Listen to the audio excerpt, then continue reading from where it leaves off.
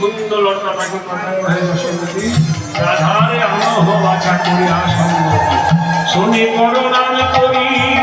চলে কুন্দলতা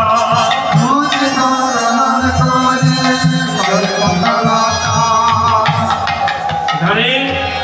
মা যশোদা কুন্দলতাকে পাঠালো আমাদের রাধাকে এনে